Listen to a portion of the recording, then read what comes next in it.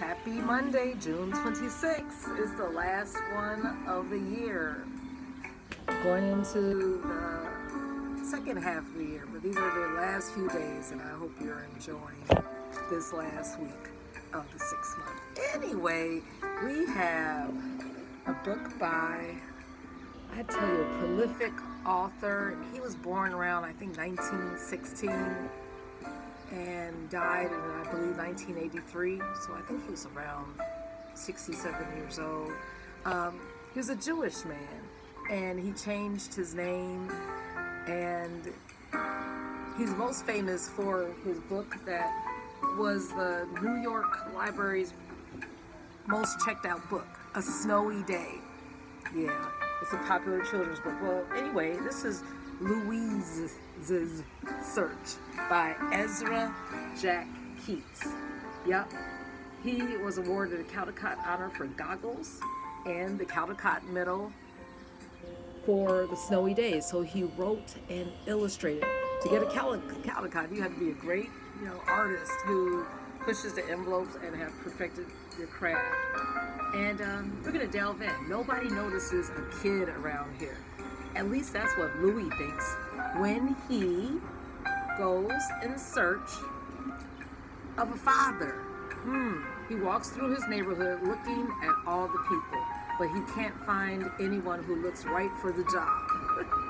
Then he meets Barney. Barney and Louis don't exactly hit it off. Barney accuses Louis of stealing a music box from his truck, but Louis says he didn't do it. Can Louis' mother settle the conflict and reveal a kinder, gentler side of Barney? If she can, Barney may change Louis' life in a most unexpected way.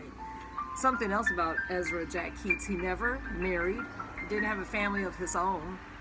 He dedicated his life to art. He was in the army for a little bit, and I'm looking at my bushes, boy, those need to be trimmed down. And he was on Mr. Rogers' Neighborhood at least 4 times. So let's delve in. This is a great book to, look at these illustrations. Look at this.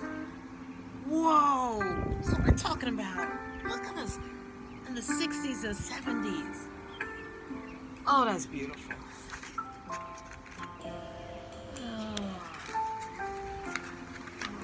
Two deer angle. So this is from 1980. So he had to be around 64 years old or so. Okay. What kind of neighborhood is this? Thought Louis. Nobody notices a kid around here. Okay. Let's see. Let's delve in. Louis put on some funny things and took a walk.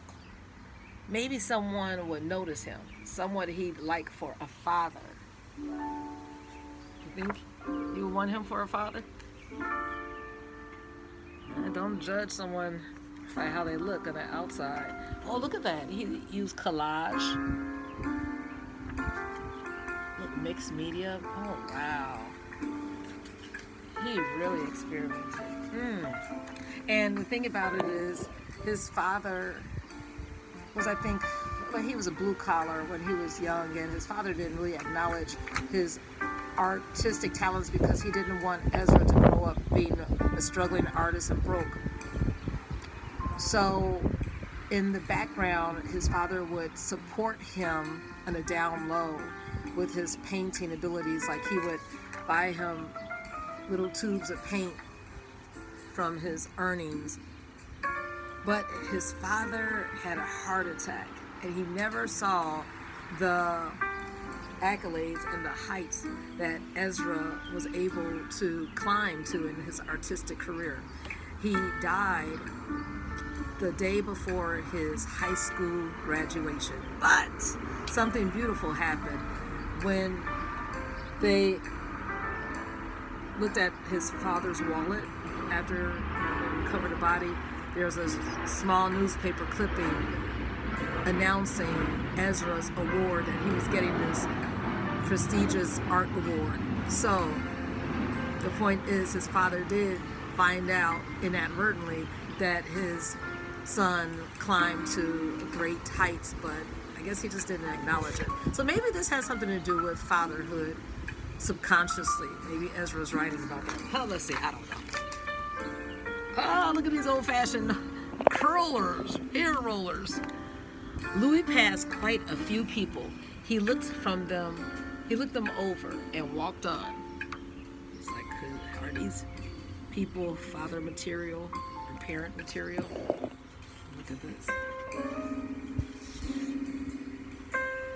I'm saying some very lively illustrations here.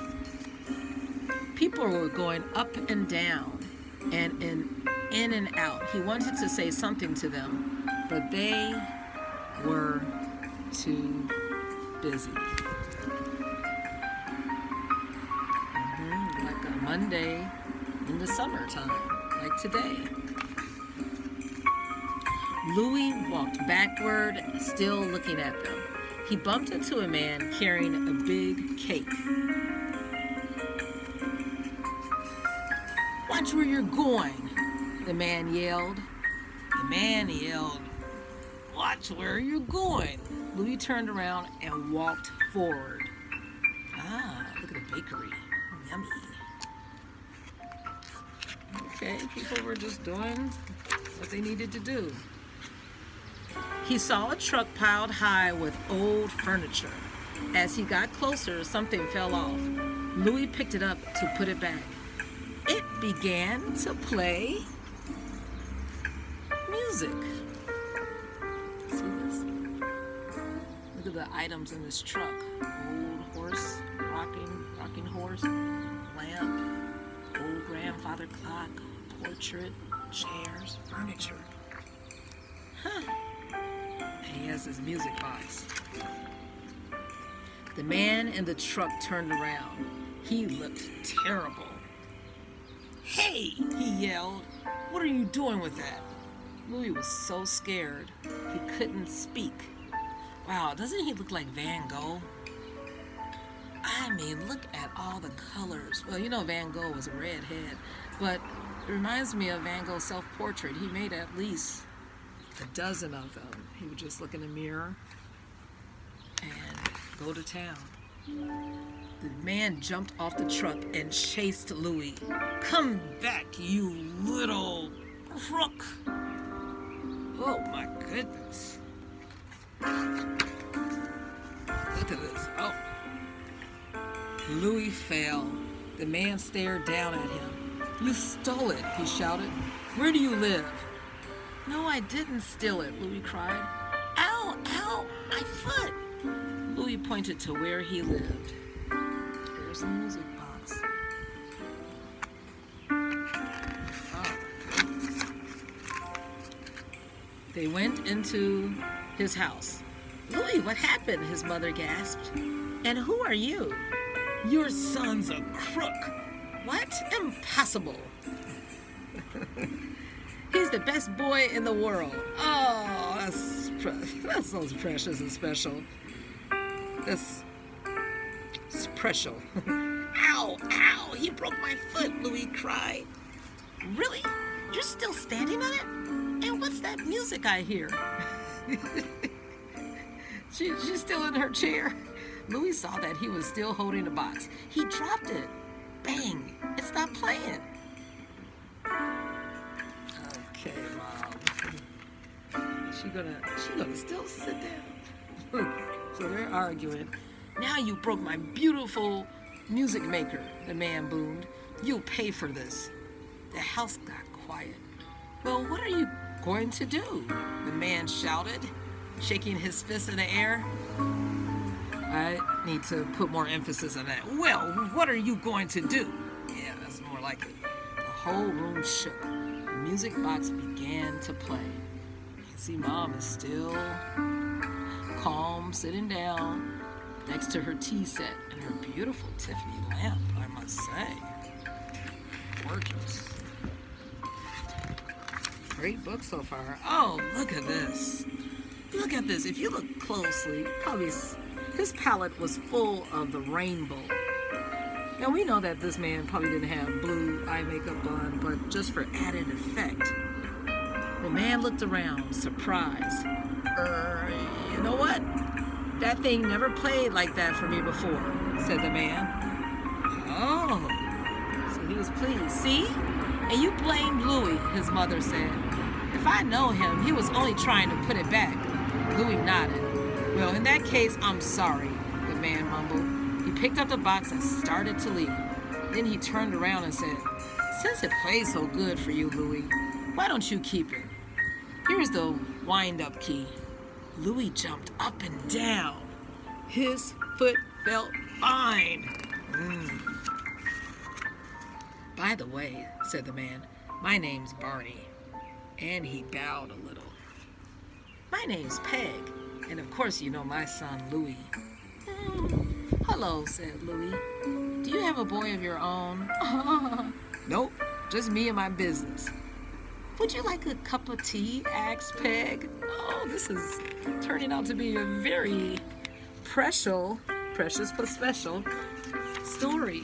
Oh, now look at this. I don't know how we got here, but this is a beautiful painting again. A few days later, Barney returned.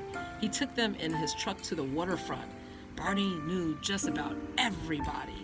The tugboat men gave them a ride on their boat. The tugboat men, yeah. Barney visited Louis and Peg again and again.